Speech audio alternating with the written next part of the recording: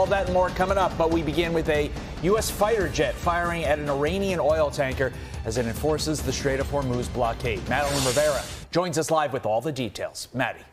Good morning, Todd and Carly. CENTCOM says it saw the tanker heading to an Iranian port in the Gulf of Oman Wednesday. They say American forces issued multiple warnings and informed the Iranian-flagged vessel it was in violation of the U.S. blockade. After the crew failed to comply with repeated warnings, U.S. forces disabled the tanker's rudder.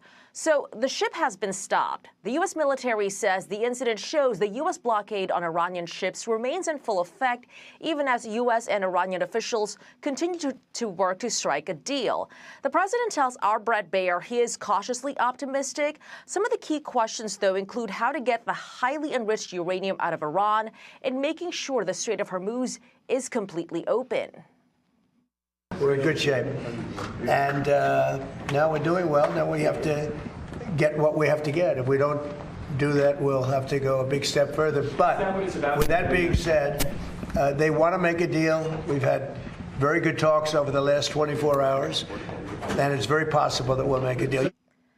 Axios first reported on the one-page memo the White House sent to Iran to end the war. The memo lays out a 30-day period of negotiations, and during that time, officials would work on a more detailed agreement to open the strait, limit Iran's nuclear program, and lift U.S. sanctions. Iran is reportedly still reviewing the provisions and has not sent a response yet to Pakistani negotiators. The president tells Brett he's hoping they can wrap things up in a week, and if they don't come to an agreement, the president says the bombing could resume at a higher and more intense level than before.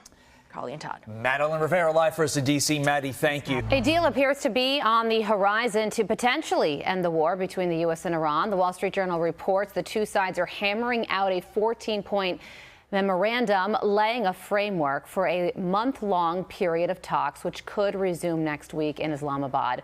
Former NSC Chief of Staff under President Trump, Alex Gray, joins me now. Alex, good morning to you. So one of the latest messages from the president on this comes from Truth Social. He writes, assuming Iran agrees to give what has been agreed to, which is perhaps a big assumption, the already legendary Epic Fury will be at an end, and the highly effective blockade will allow the Hormuz Strait to be open to all, including Iran.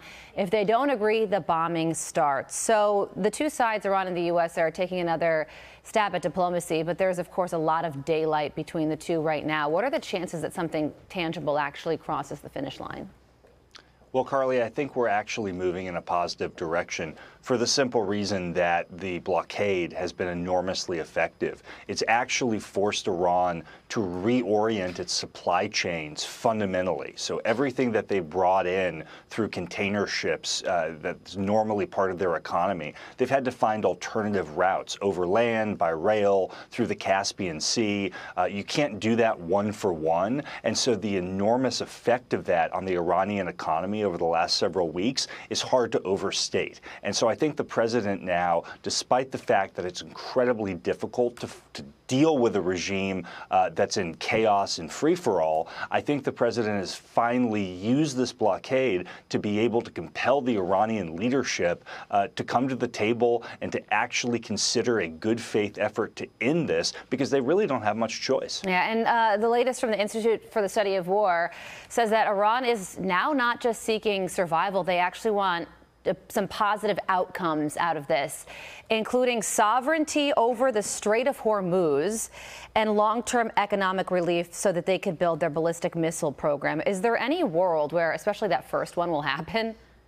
I have a hard time imagining that President Trump, who spent the last decade decrying some of the pieces of the JCPOA deal that Barack Obama did, would ever allow something like that to include giving Iran leverage over the Strait of Hormuz, which, you know, we've talked about for decades, something they'd like to have that's at the top of their wish list. I just can't imagine a world in which the president would ever allow Iran to increase its leverage coming out of this huge American military success. Yeah, what about the timeline that could potentially, it is being reported that it could include a 12 to 15 year end to Iran's nuclear program, but then they could enrich to like a 3.65% after that time period. The president has already sort of swatted that down. Do you expect that to be in a final deal?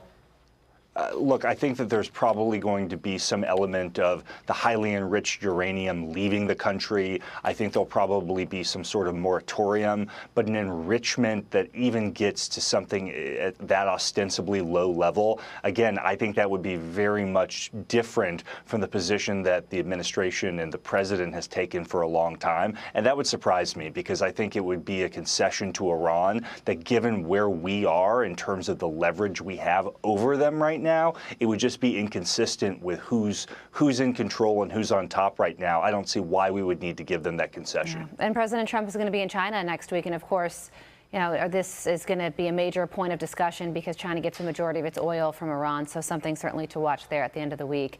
Alex, thank you so much for joining us. Thanks, Carly.